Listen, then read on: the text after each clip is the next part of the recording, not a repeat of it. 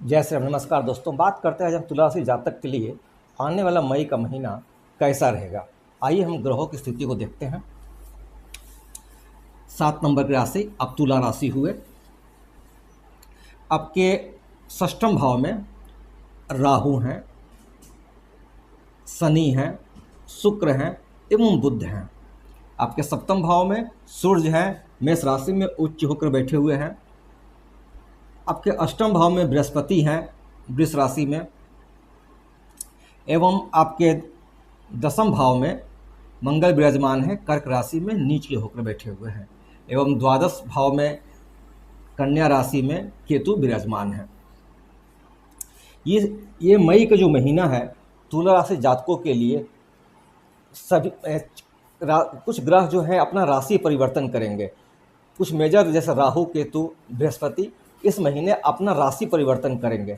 इससे क्या होगा, जातकों को जीवन पर काफ़ी प्रभाव पड़ेगा। जब भी ग्रह एक भाव से छोड़कर दूसरे भाव में जाते हैं तो ग्रहों की जो अलग एनर्जी होती है वो एनर्जी उस भाव को काफ़ी प्रभावित करती है। हम बात करते हैं आपके राहु जो है 18 मई को जो है आपके षष्ठम भाव को छोड़ करके आपके पंचम भाव में चले जाएंगे, कुंभ राशि में चले जाएंगे, अपने मित्र की राशि में चले जाएंगे। शनि अभी यहाँ षष्ठम भाव में 2.5 साल तक विराजमान रहेंगे। शुक्र जो है अभी लास्ट तारीख तक 31 तारीख तक यहीं पर रहेंगे, इसलिए हम इनके बारे में अगले बात करेंगे। बुध जो है 7 तारीख को ये षष्ठम भाव छोड़ करके चले जाएंगे, आपको सप्तम भाव को जाएंगे, और फिर 23 तारीख को ये जो है सप्तम भाव को छोड़ करके चले जाएंगे, अष्टम भाव में चले जाएंगे। सूर्य जो है अभी जो मेष राशि में जो उच्च होकर बैठे हुए हैं ये 15 मई तक यहाँ है। 15 मई के बाद जो है ये शिफ्ट कर जाएंगे आपके अष्टम भाव में।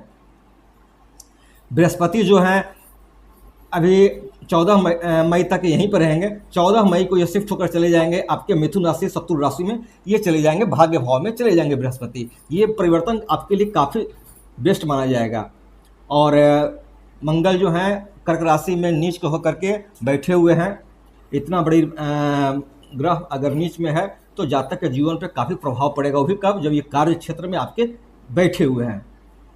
केतु जो है द्वादश भाव में बैठे हुए हैं आपके कन्या राशि में, जो 18 मई को शिफ्ट हो जाएंगे और चले आएंगे आपको आपके लाभ भाव, आय भाव में चले आएंगे, शत्रु राशि सिंह राशि में आ जाएंगे। अब हम बात करते हैं जातक के स्वास्थ्य के बारे में। आपके राशि स्वामी बैठे हुए हैं षष्ठम भाव में, शत्रु रोग ऋण भाव में बैठे हुए हैं। यहाँ इनके साथ युति कौन कौन है? शनि की युति है, राहु की युति है एवं बुध की युति है। बुध जो है आपके 9वें भाव के स्वामी है, शनि जो है 5वें भाव के स्वामी है। और यानी ऐसा समय जो है जातक को थोड़ी स्वास्थ्य संबंधी माइनर प्रॉब्लम्स दिखते हुए मिल रही है। क्या होगा, क्योंकि बुध है अभी नीच में है 12 नंबर राशि 7 तारीख तक जब यहाँ पे हैं तो जातक को स्किन संबंधी कुछ दिक्कत आवे, स्किन संबंधी कुछ परेशानियाँ आ सकती है, चर्म रोग संबंधी कुछ परेशानियाँ आ सकती हैं, पाचन तंत्र संबंधी कुछ परेशानियाँ आ सकती हैं, फूड पॉइजनिंग होने का चांस है। थोड़ा खाने पीने पर ध्यान दें, पेट संबंधी कुछ परेशानियाँ आ सकती हैं। शनि जो है आपके पंचम भाव के स्वामी होकर के बैठे हुए हैं आपके रोग ऋण भाव में, तो जातक को चेस्ट संबंधी, छाती संबंधी कुछ परेशानियां आ सकती हैं, हृदय संबंधी कुछ परेशानियां आती हुई दिख रही हैं। तो थोड़ा सा जातक को चाहिए कि थोड़ा सा मौसम से भी उसको प्रभावित होगा, क्योंकि उसका इम्यूनिटी पावर कम हो जाएगा ये बैठे हुए इस भाव में। तो इसलिए जातक को चाहिए कि थोड़ा अपनी इम्यूनिटी पावर को ध्यान दे, और 7 तारीख बाद जब ये शिफ्ट कर जाएंगे तो फिर उसके बाद स्वास्थ्य संबंधी परेशानियां कम होती हुई दिखेंगी। अब हम बात करते हैं आपके शिक्षा के बारे में। शिक्षा के स्वामी कहाँ बैठे हुए हैं? आपके षष्ठम भाव में बैठे हुए हैं, और बुध और राहु की युति भी बनी हुई है जिसको जड़त्व योग बोलते हैं। तो 7 तारीख तक जब तक बुध और राहु की युति यहाँ बनी हुई है तब तक जातक को चाह करके भी वो पढ़ने में मन नहीं लगेगा, उसका मन में भटकाव आएगा। कभी मन करेगा पढ़ते हैं, कभी कहेगा अच्छा कोई बात नहीं कल कर लेते हैं, फिर परसों पढ़ लेते हैं। मन थोड़ा जातक के मन में पढ़ाई के संबंधित थोड़ी सी दिक्कतें आ सकती है, मन भटकाव रहेगा। हालांकि अगर जातक उच्च शिक्षा लेना चाहता है, विदेश जाना चाहता है, कोई डिग्री लेना चाहता है, उच्च शिक्षा लेने के लिए अभी उसके लिए अभी अच्छा समय है। दृष्टि पड़ रही है आपके तो 10वां में, तो ऐसा समय अभी जातक के लिए अच्छा। जो जातक उच्च शिक्षा लेना चाह रहे हैं उनके लिए समय अच्छा है। अब हम बात करते हैं संतान संबंधी। चूंकि 18 मई को राहु चले आएंगे आपके यहाँ पे, तो ऐसे समय में जो गर्भवती महिलाएं थोड़ा थोड़ा सा इनको ध्यान देना होगा, है ना। 18 मई के बाद जब राहु यहाँ पे चले आएंगे तो हाँ, धन के बारे में बात करेंगे। जब 18 मई को जब यहाँ आ जाएंगे राहु, तो धन संबंधी उसको कुछ बहुत अच्छा है। एकाएक हो सकता कुछ लॉटरी से, सट्टा से, या किसी आकस्मिक धन कोई फंसा हुआ वहां से उसको धन मिलता हुआ दिखाई दे रहा है 18 तारीख के बाद। चूंकि राहु आएंगे तो सोर्स देते हैं ना धन, यहाँ धन भी देते हैं राहु, तो अचानक धन देने का काम करते हैं। तो ऐसे समय जातक के लिए काफ़ी अच्छा हो जाएगा। जब राहु जो पंचम भाव में जाएंगे तो जातक को अचानक धन मिलता हुआ दिखाई दे रहा है। अब हम बात करते हैं आपके सप्तम भाव दाम्पत्य भाव के बारे में। हाँ, यहाँ छूट गया, थोड़ा लव अफेयर्स मामले में बात कर ले। पंचम भाव के स्वामी और प्रथम भाव के स्वामी दोनों कहाँ बैठे हुए हैं? षष्ठम भाव में बैठे हैं। ऐसा समय दोनों साथ बैठे, लव अफेयर्स मामलों के लिए काफ़ी अच्छा समय है। दोनों साथ में समय गुजारेंगे, घूमने जाएंगे, हंसी मजाक चलेगा, बातचीत चलेगा, चैटिंग चलेगा, सब कुछ अच्छा रहेगा। लेकिन चूंकि राहु की जो पोजिशनिंग है ना, वो मन में भ्रम पैदा कर देती है, मन में शंका पैदा कर देती है, मन में डाइवर्सन ला देती है। हो सकता है सब कुछ अच्छा चल रहा हो, एकाएक कुछ ऐसी बातें हो जाए, ये दिक्कत हो जाए। और खासकर जो उस पर केतु की दृष्टि भी पड़ रही है, डी अटैचमेंट करवा देते हैं, तो ऐसा समय थोड़ा जातक के लिए परेशानी हो सकता है। वो खासकर तब तक जब तक 18 मई को राहु यहाँ शिफ्ट नहीं कर जाए और केतु यहाँ शिफ्ट नहीं कर जाए। जब यहाँ शिफ्ट कर जाएंगे तो फिर जब लव अफेयर्स मामलों के लिए ये समय काफ़ी अच्छा रहेगा, कोई दिक्कत की बात नहीं है। अब हम बात करते हैं आपके सप्तम भाव दाम्पत्य भाव के बारे में। तो सप्तम भाव में सूर्य उच्च होकर के बैठे हुए हैं और सप्तम भाव के स्वामी जो हैं अष्टम भाव में बैठे हुए हैं, नीच होकर बैठे हुए हैं। और आपके प्रथम भाव पे मंगल की चौथी दृष्टि भी पड़ रही है, यानी ये इंडिकेट कर रही है, सूचित कर रही है कि आपके और आपके, चूँकि आपके लाइफ पार्टनर का भी बिहेवियर एरोगेंट रहेगा और आपकी वाणी थोड़ी दिक्कत रहेगी, चूँकि मंगल की दृष्टि पड़ रही है, सूर्य यहाँ उच्च होकर के बैठे हुए हैं। तो उसमें ऐसा समय हो सकता है कि दोनों के बीच में कुछ बातों पर विवाद हो जाए, कुछ मन में फ्रिक्शन आ जाए। तो जातक को थोड़ा वाणी पर ध्यान देना होगा। हालांकि आपका जो लाइफ पार्टनर है वो कार्य क्षेत्र में बिजी हो सकता है, हालांकि उससे आपको फ़ायदा होगा, मगर हो सकता है आपके कार्य क्षेत्र में वो बिजी हो जाए। अब हम बात करते हैं आपके भाग्य भाव के बारे में। भाग्य के जो स्वामी हैं बुध जो हैं आपके कहाँ बैठे हुए हैं? अभी षष्ठम भाव में बैठे हुए हैं। ये 7 तारीख को चले जाएंगे जब आपके सप्तम भाव में केंद्र में आ जाएंगे, तो फिर आपका समय काफ़ी उच्च अच्छा रहेगा। 7 तारीख से लेकर के 23 तारीख तक जब तक यहाँ पर रहेंगे, तब तक जो जातक कम्युनिकेशन से हैं, ऑनलाइन का काम कर रहे हैं, पढ़ने पढ़ाने का काम कर रहे हैं, प्रोफेसर हैं, टीचर हैं, जो भी काम कर रहे हैं, ऑनलाइन का काम कर रहे हैं, उनके लिए काफ़ी अच्छा, कम्युनिकेशन बैंकिंग सेक्टर में हैं, उनके लिए काफ़ी अच्छा समय हो जाएगा। ये समय उनमें साहस में वृद्धि करेगी, उनका काफ़ी अच्छा ग्रोथ दिखता हुआ मिल रहा है। क्योंकि बृहस्पति जब शिफ्ट कर जाएंगे तो आपके कार्य क्षेत्र में हो सकता है ग्रोथ कर दें, आपका कार्य क्षेत्र में बदलाव कर दें। जो भी आप कार्य क्षेत्र कर रहे थे उससे हट करके आप कुछ और अच्छा करने लगे।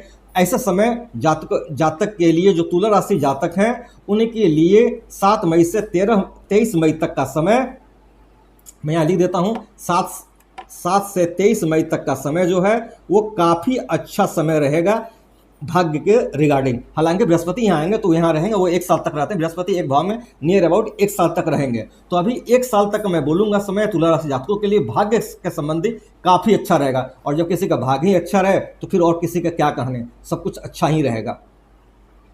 हालांकि 23 तारीख से लेकर के बाद थोड़ा सा जातकों को थोड़ी स्थिति पर खर्च बढ़ जाए, इधर उधर भटकना पड़े, थोड़ा स्वास्थ्य संबंधी या कुछ कोर्ट कचहरी से सामना हो जाए और उसका खर्च बढ़े, क्योंकि फिर ये आपके द्वादश भाव के भी तो स्वामी है।